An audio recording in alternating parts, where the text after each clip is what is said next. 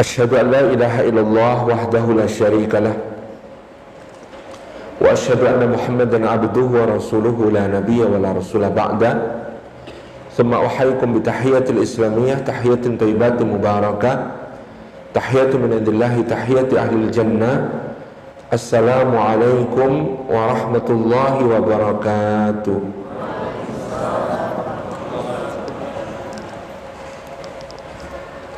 Puji syukur kehadirat Allah Subhanahu wa ta'ala atas limpahan karunia-Nya pada siang yang sejuk ini. Allah menghimpun kita di dalam rumahnya yang mulia,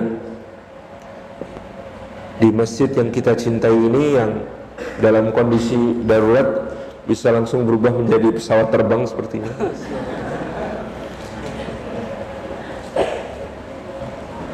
Mudah-mudahan setiap langkah yang kita tempuh, tiap tapaknya menggugurkan dosa-dosa kita, meninggikan derajat kita di sisi Allah Subhanahu wa ta'ala, dan menjadi pemudah jalan kita semua menuju ke surga. Dan duduk kita semua semoga termasuk dalam sabda Rasulullah sallallahu alaihi wasallam, majtama'a qaumun fi baitin min buyutillah yatluna kitaballah wa yatadarasunahu bainahum illa ghasyiyatuhumur rahmah wa hafathumul malaikah wa nazalat alaihimus sakinah wa dzakarahumullahu fi man 'indah. Rawahu Muslim wa sahih. Tidak berhimpun satu kaum di satu rumah di antara rumah-rumah Allah, di dalamnya mereka membaca kitab Allah dan mengkaji isinya di antara mereka, melainkan keadaan mereka itu dicurah-curahi rahmat Allah, dinaungi sayap-sayap malaikat, diturunkan sakinah ke dalam hati mereka, dan disebut-sebut nama mereka semua dengan bangga pada makhluk-makhluk mulia yang ada di sisinya. Mudah-mudahan kita semua termasuk yang mendapatkan kesemua keutamaan tersebut. Ikhwan dan akhwat, hadirin hadirat yang dimuliakan oleh Allah Subhanahu wa ta'ala, pada pertemuan beberapa tahun yang lalu di masjid ini, kita sudah membahas tentang sejarah masuknya Islam ke Indonesia, seingat saya sampai tahapan keempat. Jadi tahap pertama ditandai dengan surat Sri Maharaja Indrawarman dari Sriwijaya untuk Umar bin Abdul Aziz, yang masih bisa dibaca sampai hari ini dan juga bahkan dikutip oleh Al-Imam Ibnu Abdi Rabbih Al-Andalusi dalam Al-Aqdul Farid. Surat itu yang kira-kira berbunyi, dari Maharaja Diraja yang merupakan keturunan 1000 raja yang berpermaisurikan putri yang keturunan 1000 raja, yang wilayah kekuasaannya terdiri atas 1000 pulau, yang di setiap pulaunya ada 1000 gunung, yang di setiap gunungnya mengalirkan 1000 sungai, yang armada perangnya terdiri atas 1000 kapal, yang di dalam kandangnya ada 1000 gajah, yang di istananya bau gaharu, cendana dan barus menyebar sampai ribuan mil, untuk raja Arab yang tidak menyembah dewa-dewa selain satu Tuhan saja. Aku kirimkan untukmu beberapa hadiah sebagai tanda persahabatan kita, maka kirimkanlah untukku seseorang yang bisa mengajarkan agamamu kepadaku. Dalam versi surat yang ditulis oleh Ibnu Abdi Rabbih Al-Andalusi dalam Al-Aqdul Farid, bahkan ditutup dengan kata-kata dari saudara Islammu Raja Indrawarman.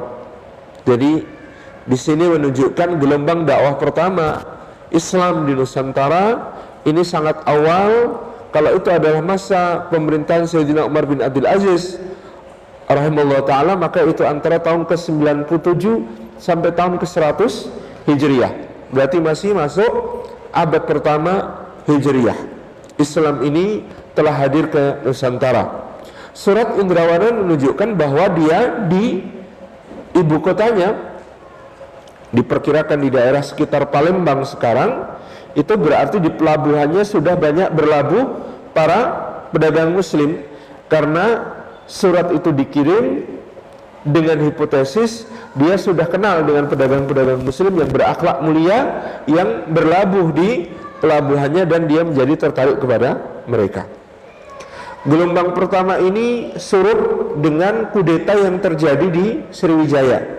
Terjadi kudeta terhadap dinasti Dapun Tahyang Sriwijayanaga yang sudah berkuasa 100 tahun, dilakukan oleh Sailendra Vamsa, sebuah keluarga bangsawan yang sangat kuat bernama Wangsa Sailendra, yang juga berkuasa di Jawa. Yang kalau di Jawa monumen peninggalannya masih bisa kita lihat sampai sekarang, berupa Candi Borobudur yang dibangun pada masa Samaratungga. Nah, dinasti Sailendra Wangsa ini ketika melakukan kudeta di Sriwijaya mendapatkan dukungan dari dinasti Tang di Tiongkok. Jadi sejak dahulu Tiongkok ini punya kepentingan terhadap apa yang ada di Nusantara, sehingga ketika Raja Indrawarman dari dinasti Dapun Tahyang ini masuk Islam, dia merasa kepentingannya di Asia Tenggara ini terancam, sehingga dia memilih untuk mendukung sebuah lokal noble family seperti dinasti Sailendra Wangsa untuk melakukan kudeta, dan lalu kemudian kepentingannya lebih terjamin. Ini yang terjadi pada abad pertama Hijriah atau abad ke-7 Masehi di Sriwijaya. Gelombang kedua adalah gelombang para sadat, para sayyid, keturunan dari Alawi bin Muhammad bin Ahmad bin Isa al-Muhajir rahimallahu ajma'in, dari keturunan Sayyidina Husain bin Ali bin Abi Thalib yang hijrah dari Baghdad ke Hadramaut. Kemudian dari Hadramaut anak keturunan mereka menyebar ke timur, membawa syiar Islam, dan bahkan karena mereka memiliki penampilan yang sangat menarik di berbagai jazirah dari Gujarat sampai ke Nusantara, mereka kemudian menjadi para menantu kerajaan. Mereka kemudian menjadi keluarga-keluarga yang bahkan menurunkan kuasa sultan-sultan di berbagai daerah sampai sekarang, di Pontianak, di Siak, di Bima, dan berbagai daerah yang lain. Kemudian gelombang ketiga adalah gelombang para panglima yang didorong oleh perang salib dan juga penyerbuan pasukan Mawal ke pusat Islam, ke Baghdad, Baitul Maqdis, Damaskus sampai ke Mesir. Kemudian mengorganize satu pengamanan jalur yang bisa selalu memperkuat dan mensuplai logistik kebutuhan umat Islam dalam jihad fisabilillah dan kemakmuran mereka. Jalur kemakmuran umat pada abad itu ada di Samudra Ilahi. Samudra Ilahi adalah sebutan untuk Samudra Hindia pada masa itu. Kenapa jalur kemakmurannya di situ? Karena perdagangan rempah-rempah. Jadi perdagangan rempah-rempah itu adalah urat nadi kehidupan ekonomi umat Islam pada abad pertengahan. Karena rempah-rempah ini datang dari Nusantara, bercampur dengan rempah-rempahnya India, bercampur dengan berbagai hasil bumi dari daerah lain, itu mengalirnya ke barat melalui pedagang-pedagang muslim sampai akhirnya tiba di pusat dunia saat itu di Konstantinopel. Kemudian baru menyebar ke berbagai arah termasuk ke Eropa. Jadi harga mahal rempah-rempah di Eropa ini karena panjangnya jalur perjalanan yang ditempuh, dan memang telah memberikan kekayaan, keuntungan yang sangat besar bagi para pedagang muslim yang beroperasi sepanjang jalur di Samudra Ilahi. Dari timur Ternate dan Tidore ke arah barat pelabuhan Guatalo di Makassar, di Jawa, Jepara dan Banten, di Sumatera, Palembang dan Pasai, terutama di Semenanjung Melayu, Kota Malaka yang terutama, ke barat menuju ke pelabuhan seperti Gujarat, kemudian Maskat, kemudian Aden, kemudian mengalir ke daratan dan menjadi komoditi yang bernilai sangat tinggi. Ini adalah sumber kekayaan kaum muslimin yang perlu diamankan. Maka di abad ke-12 dan 13 tersebut, para panglima kaum muslimin dalam jihad fisabilillah sudah memikirkan bagaimana kemudian mengamankan jalur-jalur ini. Lalu mereka pun mendirikan pangkalan-pangkalan di sepanjang jalur rempah-rempah ini. Salah satu pangkalan paling terkemuka yang kemudian berdiri adalah Pasai di Aceh. Dan disitulah kemudian berdiri sebuah kuasa Islam, sebuah daulah yang disebut sebagai Daulah Salihiyah, karena pertama yang menjadi sultan disebut Sultan Malik As-Saleh.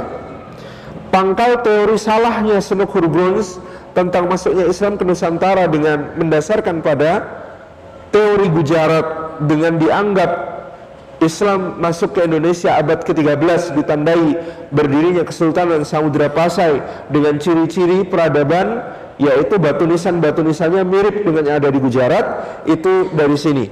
Tentu ini teori yang sangat lemah, karena satu, ada perbedaan mazhab yang sangat jelas antara kaum muslimin di Gujarat dan kaum muslimin di Pasai. Kaum muslimin di Gujarat itu bermazhab Hanafi sampai sekarang. Sementara kaum muslimin di Asia Tenggara dimulai dari Pasai ini adalah kaum muslimin bermazhab Syafi'i. Yang kemudian kedua, gelar sultan-sultan yang dipakai di Pasai adalah gelar sultan-sultan yang sama dengan yang dipakai oleh Daulah Ayyubiyah, keluarga Salahuddin Al-Ayyubi, anak-anak dan keturunannya, dan Daulah Mamalik atau Mamlukiyah yang ada di Mesir, yang kemudian menggunakan gelar Sultan dan Malik. Ini sama persis dengan yang ada di Pasai. Maka lebih cocok untuk menyebut Pasai seperti disampaikan oleh Mangaraja Onggang Palindungan dalam buku Tuan Kurau sebagai sebuah pangkalan jihadnya kaum muslimin pada masa melawan pasukan Mongol dan perang salib. Kenapa jauh sekali di situ? Untuk mengamankan jalur rempah, dan kemudian mereka mendirikan sebuah daulah di situ, dan kemudian mereka bermazhab Syafi'i seperti mazhabnya Ayyubiyah maupun Mamlukiyah, dan mereka juga menggunakan gelar Sultan Malik seperti yang mereka gunakan. Soal batu nisan itu komoditas. Komoditas tidak bisa menjadi ukuran pengaruh dan jalur dakwah. Di waktu itu mungkin yang memang bikin nisan-nisan marmer terbaik itu dari Gujarat, maka diimpor dari sana. Tetapi ini tidak menunjukkan bahwa jalur syiar dakwah berasal dari situ. Gelombang keempat adalah yang kita sebut kemarin sebagai gelombang dakwahnya para ulama dari berbagai penjuru dunia yang fokus betul-betul mereka berkonsentrasi untuk berdakwah sehingga menghasilkan dakwah yang sangat masif di seluruh penjuru Nusantara, meskipun pada mulanya terkonsentrasi dengan sangat masif di Jawa. Ada Maulana Ishaq bin Maulana Ibrahim As-Samarqandi, asalnya dari Samarkand, Uzbekistan. Ada Maulana Malik Ibrahim yang berasal dari Azerbaijan, kemudian transit belajar di Mesir baru ke Nusantara. Ada Maulana Usman Haji dan putranya Sayyid Ja'far As-Sadiq dari Palestina. Ada Maulana Ahmad Rahmatullah dari Campa. Ada Maulana Maghribi, Maulana Abdurrahim Al-Maghribi yang berasal dari Maghrib, dari Maroko. Ada Maulana Aliuddin dan Taqiyuddin yang berasal dari Hadramaut. Dan begitu banyak ulama-ulama yang lain yang kemudian cikal bakal dakwah mereka menghasilkan satu kesatuan dakwah yang disebut sebagai wali songo atau wali sana atau wali sana, seperti dalam pustaka Serat Wali Sana yang ada di Keraton Yogyakarta, ditulis pada masa Sultan Agung untuk mencatat kiprah mereka. Bukti keberadaan mereka ada dalam keropak Ferrara yang berisi notulensi pengajian yang diberikan Maulana Malik Ibrahim di Gresik, sekarang tersimpan di Museum Ferrara di Italia, dan juga ada dalam Handbook Van Bonang naskah A dan naskah B yang tersimpan di Koninklijk Archief di Leiden, yang kemudian dirampas oleh Cornelis de Houtman di tahun 1596 ketika mendarat di Tuban, dan ternyata isinya adalah catatan-catatan pengajiannya Sunan Bonang di Tuban kira-kira 1,5 abad sebelum kedatangan Cornelis de Houtman itu. Ini yang kemudian menjadi bukti kesejarahan yang tidak akan pernah hilang. Gelombang berikutnya Gelombang kelima adalah jihad. Raja-raja Nusantara yang luar biasa menghadapi kuasa-kuasa asing yang datang dengan kerakusan dan ketamakannya, juga dengan misi mereka untuk mendapatkan gold, kekayaan, glory, kejayaan, dan gospel, penyebaran agama.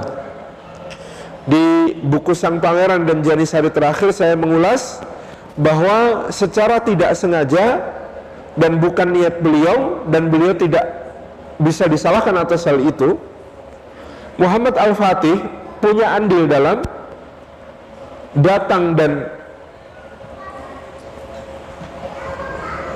terjajahnya Nusantara oleh kuasa-kuasa dari Eropa.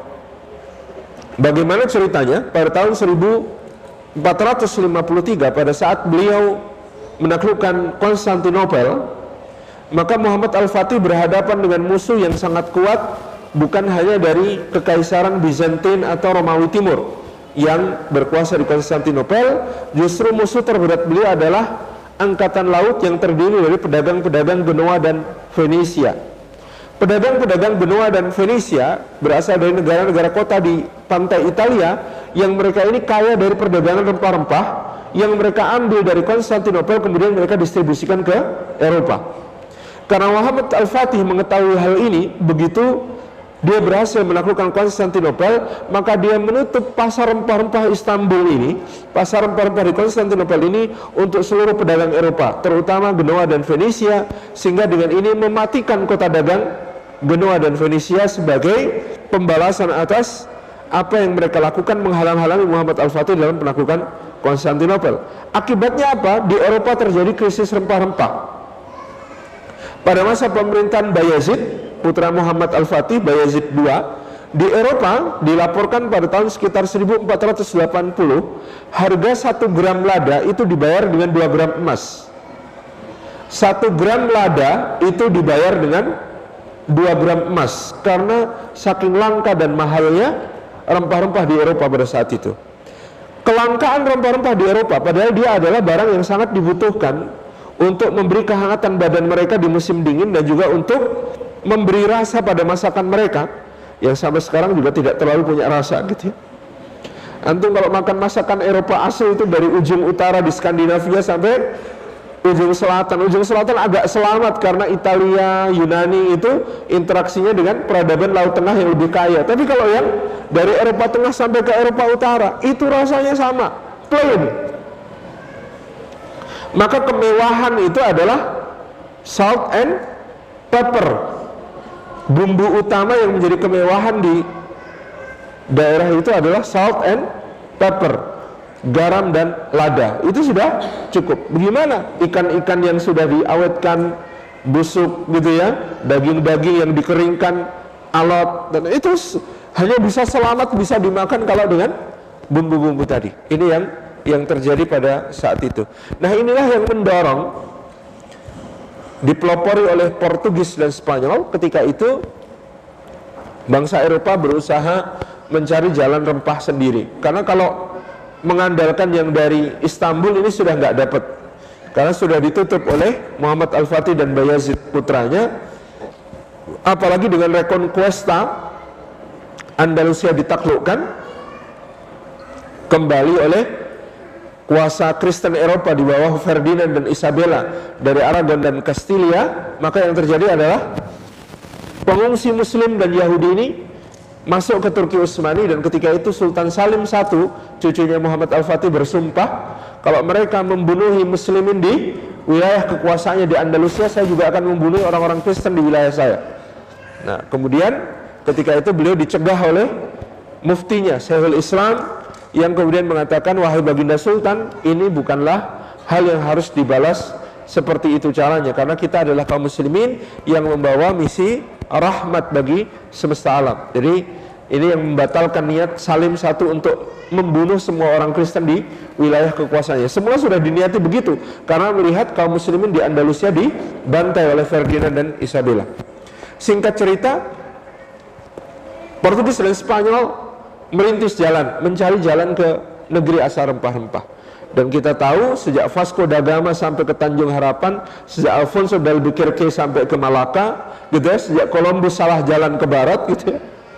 Dan kemudian Ferdinand de Magellan bisa merintis jalan melalui pantai selatan ujung benua Amerika melalui Pasifik sampai di Filipina sekarang. Maka yang terjadi adalah orang-orang Eropa ini berlomba-lomba dengan kapal-kapal besar mereka datang ke negeri kepulauan rempah-rempah ini semula untuk berdagang, lalu minta monopoli sampai akhirnya melakukan penguasaan-penguasaan.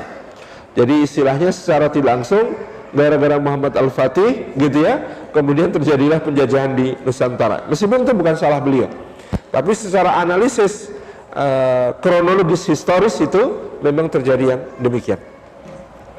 Nah, karena yang disayang oleh Allah Subhanahu wa taala, maka bangkitlah kemudian raja-raja Nusantara ini melakukan perlawanan, jihad fisabilillah terhadap kaum Eropa yang datang ke Nusantara. Maka inilah yang dirumuskan oleh para ulama di Muqaddimah Undang-Undang Dasar kita, konstitusi kita, atas berkat rahmat Allah yang Maha Kuasa. Kenapa kalimat ini dipakai? Kita bisa membandingkan keadaan Nusantara ini kalau dibandingkan dengan negeri-negeri yang juga dijajah.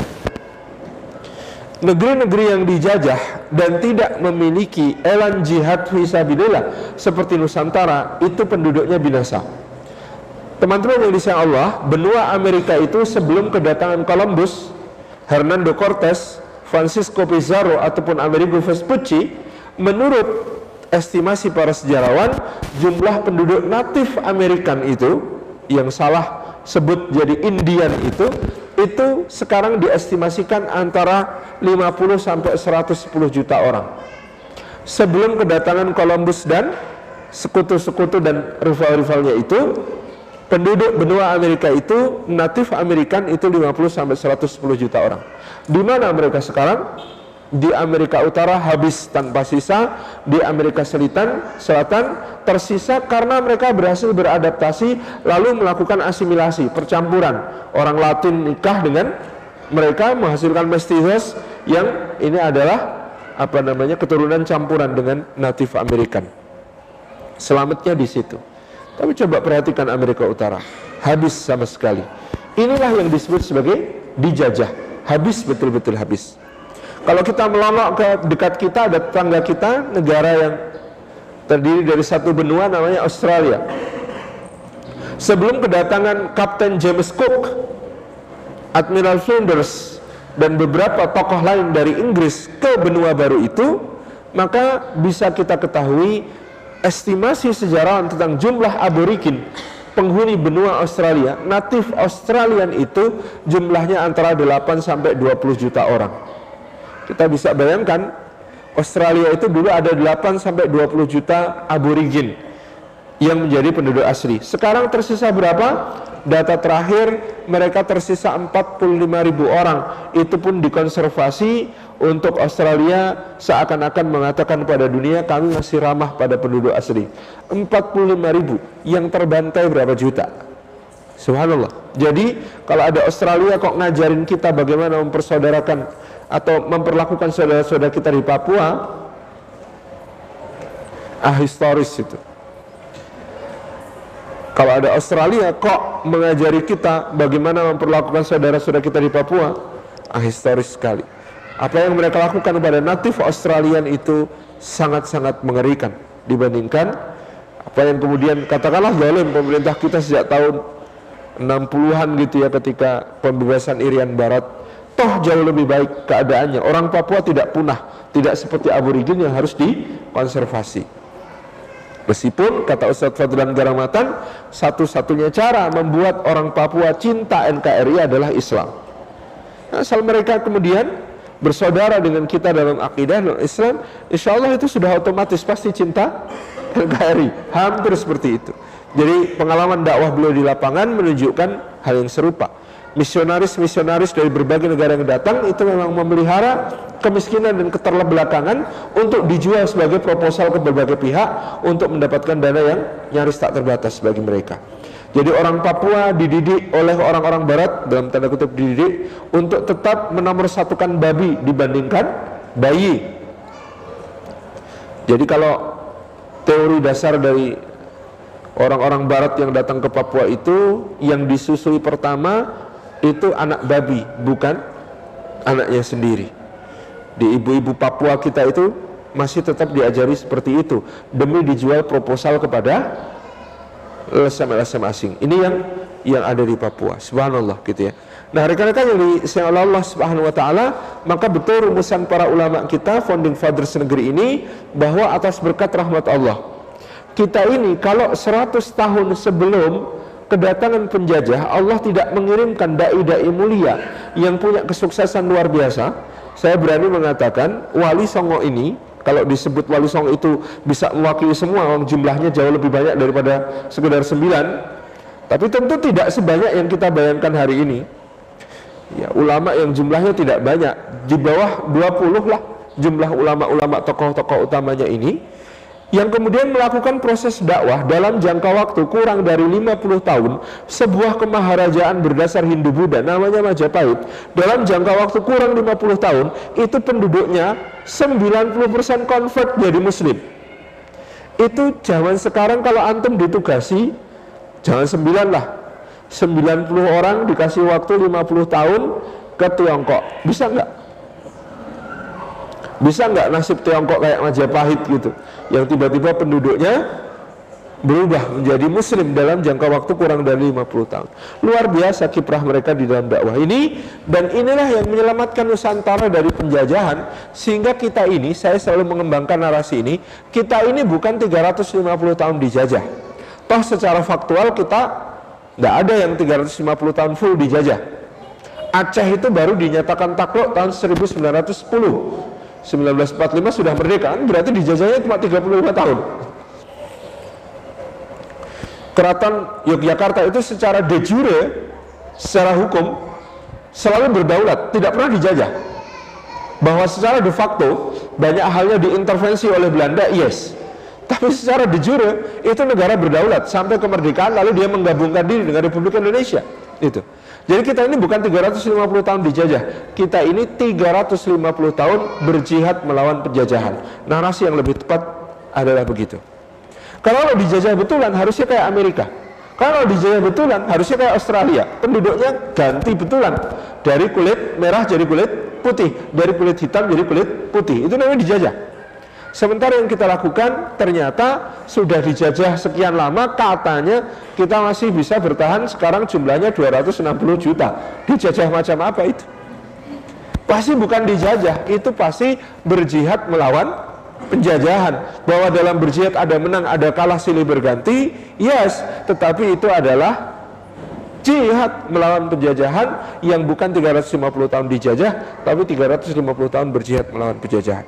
Itulah atas berkat rahmat Allah. Maka kita mencatat nama-nama besar sejak hari pertama penyerbuan gelombang kolonialisasi barat dan imperialismenya di Nusantara. Begitu tahun 1511 Malaka jatuh ke tangan Portugis, sudah langsung Demak di Jawa loh mempersiapkan armada untuk menggempur Malaka, menggempur kedudukan Portugis di Malaka. Bahkan dipimpin oleh putra mahkota namanya Pangeran Fathi Yunus, Pangeran Sabrang Lor, gelar anumertanya, karena beliau melakukan jihad fisabilillah, membawa kira-kira 200 kapal untuk menuju ke Malaka. Dan qadarullah ketika dia sedang berada di depan benteng Malaka berperang melawan pasukan Portugis yang ada di benteng, tiba-tiba datang armada Portugis dari Goa, pangkalannya di India, yang kemudian menyerang dari belakang, sehingga pasukan Jawa ini kocar-kacir. 200 kapal, hanya tersisa sekitar 20-30 kapal yang bisa pulang ke Jawa. Itu pun Pangeran Fathi Yunus dalam keadaan terluka. Dan dalam sejarah nanti dari Malaka mereka sebelum ke Jepara, pangkalan utamanya, mendarat dulu di Cirebon, transit di Cirebon. Nah, ketika transit di Cirebon diketahui bahwa keluarga Kesultanan Malaka ternyata ikut pasukan Jawa ini, hijrah dari Malaka yang sudah dijajah oleh Portugis. Nah, oleh Sunan Gunung Jati, keluarga Kesultanan Malaka ini lalu diberikan tempat di sebelah selatan Kesultanan Cirebon. Karena tempat itu berupa tasik itu padang yang luas, Sejak dihuni oleh orang-orang dari Kesultanan Malaka, maka Tasik itu disebut sebagai Tasik Malaya. Malaya itu Melayu atau Malaka. Jadi orang Tasik Malaya itu bukan cuma berunsur Sunda, tapi berasal dari sebagiannya pasti berdarah dari Malaya, dari Malaka, karena keluarga Kesultanan Malaka yang kemudian hijrah ke tempat tersebut. Ini sejak awal kedatangan imperialisme Barat ini, hanya Islam yang punya awareness bahwa mereka berbahaya. Buktinya kerajaan Pajajaran justru kerjasama, mau bikin pangkalan di Sunda Kelapa itu kerjasama dengan Portugis. Jadi tidak punya awareness terhadap bahayanya pasukan Portugis ini, sehingga yang punya awareness adalah Islam. Maka Demak mengirim armada dipimpin oleh Tubagus Pasir Fathullah atau Fadilah Khan atau Fatahillah, menantu Sunan Gunung Jati dan juga menantu Raden Patah. Jadi dia menikahi dua orang sekaligus, menikahi putri Raden Patah, janda dari Pangeran Sabrangor, Fatih Yunus, dinikahi oleh Fatahillah. Yang kedua, beliau juga menikah dengan putri Sunan Gunung Jati, sehingga kemudian dia menjadi menantu Demak sekaligus menantu Cirebon, dan dia yang memimpin jihad fisabilillah untuk membebaskan Sunda Kelapa yang akhirnya kemudian diberi nama Jayakarta. Ada filmnya ya, meskipun filmnya dibuat dengan sumber daya dan teknologi yang sangat terbatas pada zamannya gitu ya, sehingga ya kita bisa melihat gambaran, tapi sebenarnya yang terjadi pada tahun 1527 itu jauh lebih dahsyat lagi. Bagaimana kemudian armada Demak berhadapan dengan kapal-kapal besarnya Portugis untuk memperebutkan daerah Sunda Kelapa yang akhirnya menjadi Jayakarta yang kita kenal sebagai Jakarta sekarang. Jadi ada awareness, kesadaran yang jelas bahwa Barat ini berbahaya. Pedagang-pedagang Portugis dan Spanyol ini bukan cuma berdagang, tapi mereka punya maksud-maksud yang lebih. Awareness itu berasal dari Islam, dan Islam pula yang menggerakkan Sultan Babullah, Raja Ternate, untuk menggempur seluruh kedudukan Portugis di Jazirah Timur Nusantara, sehingga Portugis tidak punya tempat lagi. Yang semula punya banyak benteng di Maluku, itu akhirnya terusir ke selatan, hanya di ujung timur Pulau Timor yang bertahan sampai Timor Leste merdeka. Kemudian juga kita melihat bagaimana Sultan Agung Hanyokrokusumo Raja Mataram sampai 2 kali mengirimkan ekspedisi ke Batavia untuk menggempur kedudukan VOC, yang VOC ternyata terlalu kuat. Jadi ada sebagian orang mengecilkan perjuangan leluhur kita di Nusantara dengan mengatakan kita ini dijajah, tapi cuma dijajah perusahaan. Perusahaannya namanya VOC. Loh, harus baca dulu datanya VOC ini seperti apa. Pada tahun 1637, kekayaan VOC sebagai sebuah perusahaan itu, kalau 20 perusahaan terbesar di dunia pada zaman sekarang ini digabung, maka tidak bisa mengalahkan kekayaan VOC pada tahun 1637. Jadi kalau Google, Apple, Amazon, kemudian PetroChina, Saudi Aramco gitu ya, dan pokoknya 20 perusahaan terbesar di dunia sekarang digabung kekayaannya, ini belum bisa mengalahkan kekayaan VOC pada tahun 1637. Pada tahun 1637 itu VOC mempekerjakan karyawannya itu dari, kalau dikonversi sekarang, 42 negara. Jadi dia perusahaan multinasional yang paling mengerikan pada zaman itu. Dan VOC ini beroperasi kapal-kapalnya dari pantai timur Amerika sampai ke Jepang. Semuanya itu wilayah kerjanya VOC pada zaman itu. Jadi jangan kira bahwa kita berhadapan dengan perusahaan ecek-ecek. Pada tahun 1600-an itu kita berhadapan dengan VOC, sebuah perusahaan terbesar di dunia. Bahkan sampai hari ini tidak pernah ada perusahaan yang sebesar VOC lagi. The Heren 17, komisarisnya VOC itu terdiri dari 17 bangsawan, yang 12 di antara mereka ternyata adalah orang Yahudi. Jadi kita ini sudah berhadapan dengan Zionisme gitu ya, dalam tanda kutip, sejak abad ke-17 dengan kekuatan VOC yang luar biasa. Ini tidak membenarkan kekalahan-kekalahan kita, tapi kita bisa memaklumi kok raja-raja Nusantara berhadapan dengan VOC ini banyak kalahnya. Selain karena tentu saja banyak pengkhianat alias londoiren yang bekerja sama dengan penjajah, tapi kita menemukan satu kondisi betapa luar biasanya sumber dayanya VOC pada tahun-tahun tersebut. Ini berkelanjutan terus sampai kemudian di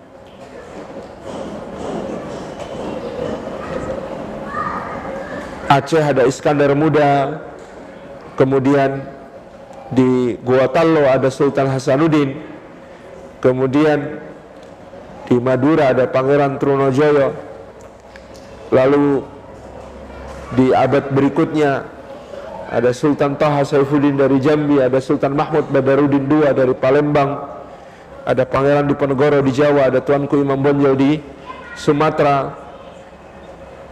Seterusnya kita bisa menyimak secara luar biasa jihad yang tidak pernah padam dari raja-raja Nusantara yang luar biasa ini. Nah, Bapak Ibu yang dirahmati Allah, di bagian ke-6 dari sejarah Islam di Nusantara ini, yang ingin saya sampaikan pada hari ini adalah tentang jejaring para ulama. Dan ini bisa menjadi pelajaran yang penting untuk kita ke depan membangun umat dari kepemimpinan para ulama. Pada tahun 1776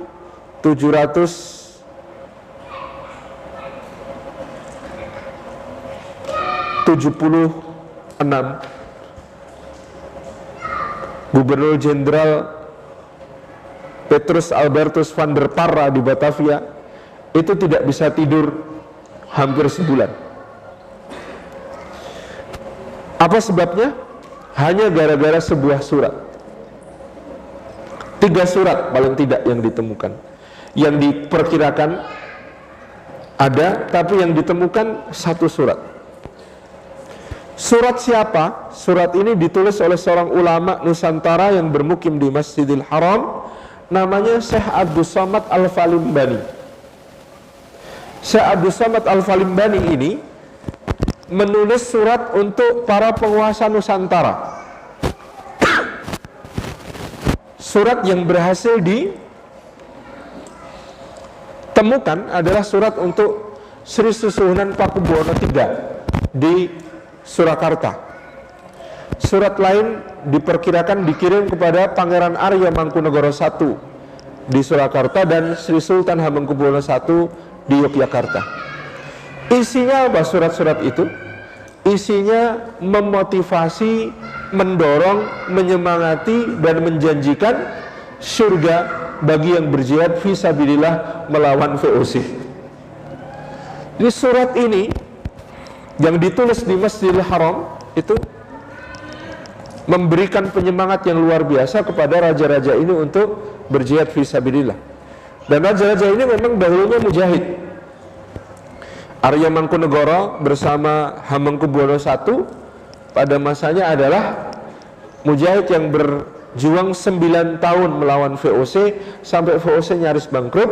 Gubernur jenderalnya Van Imhoff mati terkepung di benteng Ungaran, kemudian perwira-perwiranya juga banyak yang tewas di medan tempur, sampai akhirnya VOC menemukan cara untuk berdamai dengan menggunakan seorang Turki Utsmani, seorang dari Turki Utsmani bernama Syarif Besar Syekh Ibrahim, untuk membujuk Pangeran Mangkubumi yang kelak menjadi Sultan Hamengkubuwono I ini untuk berunding.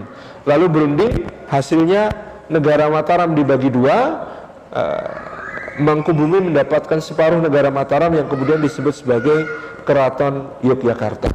Ini sejarah berdirinya Keraton Yogyakarta karena jihad 9 tahun plus perundingan yang diinisiasi oleh Syarif Besar Syekh Ibrahim dari Turki Utsmani. Ini yang kemudian lebih membuat Gubernur Jenderal Petrus Albertus van der Pala nggak bisa tidur. Lah dulu ketika mereka perang 9 tahun, VOC-nya nyaris bangkrut. Ini kalau sampai surat ini dibaca dan didengar kemudian dilaksanakan oleh para raja ini, mau jadi apa VOC itu? Dalam keadaan seperti itu. Jadi sejak dahulu jejaring para ulama ini merupakan ancaman yang mengerikan bagi Belanda, bagi kuasa VOC dan nanti dilanjutkan pemerintah kolonial Belanda di Nusantara. Di surat-surat ini sangat diawasi, yang untuk Pakubuwono III berhasil dicegat, diterjemahkan oleh Carek Kertoboso, terjemahannya dikirim ke Batavia, dan gara-gara baca terjemahan suratnya Syekh Abdus Somad Al-Falimbani ini, Gubernur Jenderal Petrus Albertus van der Pala ini tidak bisa tidur selama hampir sebulan gitu. Luar biasa dampaknya. Nah, surat ini dibawa oleh 2 orang haji yang pulang dari Makkah. Sejak saat itu VOC semakin menyadari betapa berbahayanya haji-haji Nusantara ini, karena mereka satu punya wawasan internasional. Kalau sudah berhaji ke Mekah, maka mereka akan bertemu dengan kaum muslimin dari seluruh dunia dan akan kemudian saling berbagi kabar tentang keadaan negeri-negeri mereka, lalu menyadari bahwa negerinya berada dalam ancaman penjajahan, lalu pasti akan melakukan proses perlawanan nantinya ketika pulang ke Nusantara. Yang kedua, kalau berani berhaji berarti kuat secara sosial dan ekonomi.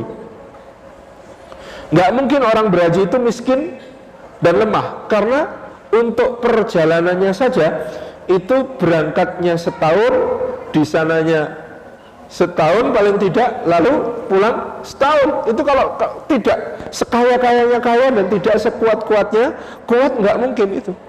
Udah habis di jalan itu. Nah, itu yang kemudian terlihat gitu ya dari haji-haji Nusantara pada zaman itu. Berangkatnya bukan setahun sih, pelayarannya itu dari diceritakan zaman itu dari Semarang sampai ke Aden itu kira-kira 5-6 bulan. Berlayar dari Semarang sampai ke Aden itu kira-kira 5-6 bulan. Itu bisa bayangkan gitu ya, yang ditempuh oleh para haji ini. Maka dari dulu haji itu dianggap manusia berbahaya bagi pemerintah penjajahan. Jelas ini sudah berwawasan internasional, kuat sosial ekonomi, dan pula mereka menjadi agen-agen perubahan karena bertemu dengan para ulama kita di Masjidil Haram. Pulang ke Nusantara pasti bawa sesuatu. Nah, menurut salah satu hipotesis, inilah kenapa di Indonesia ini sebutan haji itu sangat lekat. Sebenarnya kan haji hanya salah satu rukun Islam. Kita kan tidak disebut sebagai Assalamualaikum Pak, syahadat, sholat, puasa, zakat, salim afilah gitu kan. Tapi kalau haji disebut, ini konon memang pada masa itu oleh pemerintah kolonial sebutan haji ini harus disebut untuk memudahkan pengawasannya. Oh, haji, mudah diawasi. Meskipun hipotesis ini dibantah beberapa sejarawan, tapi memang secara umum dengan disebut haji menjadi mudah diawasi. Satu desa terdiri dari banyak haji, ada banyak haji di situ, peluangnya untuk memberontak jauh lebih besar daripada desa-desa yang tidak ada hajinya. Itu empirik dialami oleh pemerintah penjajahan. Jejaring ulama ini sesuatu yang kemudian menjadi mimpi buruk bagi pemerintah kolonial. Nah, surat-surat Syekh Abdus Somad Al-Falimbani ini bahkan sekarang masih bisa kita baca dalam kitab yang beliau kumpulkan. Jadi ternyata Syekh Abdus Somad selain suratnya dikirim, beliau bikin salinannya menjadi sebuah kitab. Judul kitabnya Tadkiratul Mu'minin wa Nasihatul Muslimin fi Karamatil Jihadi wal Mujahidin. Nah, itu judul kitabnya. Tadkiratul Mu'minin, pengingat orang-orang beriman, wa Nasihatul Muslimin, dan nasihat orang-orang muslimin, fi Fadailil Jihadi wa Karamatil Mujahidin. Fi Fadailil Jihadi, dalam keutamaan-keutamaan jihad dan kemuliaan para mujahid. Ini kitab yang luar biasa, ditulis untuk menyemangati para raja Nusantara dalam rangka jihad fi sabilillah. Syekh Abdus Somad Al-Falimbani punya murid langsung namanya Syekh Dawud Al-Fatani. Sebut Al-Fatani berarti dari Patani, dari Thailand Selatan, dan itu termasuk dulu dunia Melayu. Dunia Melayu di Jazirah Arab disebut sebagai, ulamanya disebut sebagai Ashabul Jawiyin. Ashabul Jawiyin itu jejaring ulama yang berasal dari Nusantara. Membedakannya gampang. Di Masjidil Haram ada ulama kok kulitnya kecoklatan dan hidungnya pesek, itu namanya Ashabul Jawiyin. Itu ada ulama kok kulitnya ya kayak kulit kita sekarang, kemudian dia hidungnya tidak semancung orang Arab, maka disebut sebagai Ashabul Jawiyin. Itu terdiri dari Patani, Thailand Selatan gitu ya, Semenanjung Malaya, Sumatera, Jawa, Kalimantan, Banjar, kemudian ke timur sampai Sulawesi, Maluku. Itu ulama-ulamanya disebut Ashabul Jawiyin. Semuanya oleh orang Arab disebut zaman itu sebagai Ashabul Jawiyin. Jadi ulama-ulama dari Jawi. Nah, maka kemudian sampai sekarang tulisan Arab dipakai untuk menulis bahasa Melayu, itu di Malaysia disebut sebagai tulisan Jawi.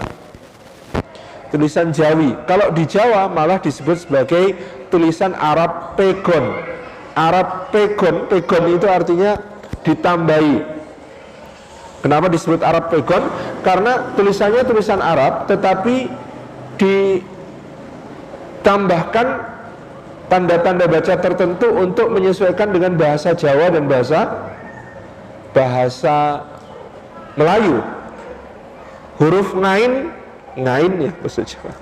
Ain dengan 3 titik di atasnya itu dibaca eng. Huruf fa dengan 3 titik di atasnya dibaca p. Gitu ya. Ini misalnya. Jadi huruf kaf dengan titik di bawahnya dibaca g. Ini adalah tradisi yang berlaku masa itu. Dan huruf ini huruf yang paling disukai oleh Pangeran Diponegoro. 1200 halaman babat Diponegoro yang beliau tulis di Manado itu hurufnya Arab Pegon. Semuanya huruf Arab, tidak ada huruf Jawanya malah. Jadi beliau nulis namanya itu pakai huruf alif, hamzah, ngain titik 3, kaf, kemudian ngain titik 3, engkang. Dibacanya engkang. Sinuwun Kangjeng Sultan Abdul Hamid Heru Cokro Kabirul Mukminin, gitu ya. Sayyidin Panotogomo Khalifatu Rasulillah As-Sani Senopati Sabilillah Satanah Jawa. Itu nama beliau. Itu juga stempelnya ditulis dengan huruf Arab Pegon yang sangat jelas. Jadi ini adalah masa-masa keemasan jaringan ulama yang nanti akan melahirkan ulama-ulama yang ketika pulang ke Nusantara mereka membawa spirit kebangkitan umat dan kebangkitan nasional. Syekh Daud Al-Fatani itu ya punya murid berikutnya, namanya diantaranya adalah ada Syekh Nawawi Al-Bantani, kemudian Syekh Mahfud At-Tarmasi, kemudian itu ya di generasi berikutnya ada Syekh Ahmad Khatib Al-Minangkabawi. Dari Syekh Ahmad Khatib Al-Minangkabawi ada ulama-ulama Nusantara yang berguru kepada beliau. Di antara muridnya Syekh Ahmad Khatib yang menjadi tokoh kebangkitan nasional Nusantara ada Hadratus Syekh Hasim As'ari, ada Kiai Haji Ahmad Dahlan, ada Haji Agus Salim, ada Umar Said Cokro Aminoto dan lain sebagainya. Ini adalah buah didikan dan bimbingan dari Syekh Ahmad Khatib Al-Minangkabawi yang melanjutkan tradisi para ulama Ashabul Jawiyin di Makkah yang kemudian menggelorakan semangat jihad di Nusantara, dan ini yang melahirkan kemerdekaan kita yang kemudian tidak mudah diperjuangkan dengan darah dan air mata, tetapi mulai dari jaringan ulama yang sangat luar biasa. Terima kasih sudah diperingatkan oleh Mbak acara bahwa waktunya masuk ke tanya jawab. Saya kembalikan. Wassalamualaikum warahmatullahi wabarakatuh.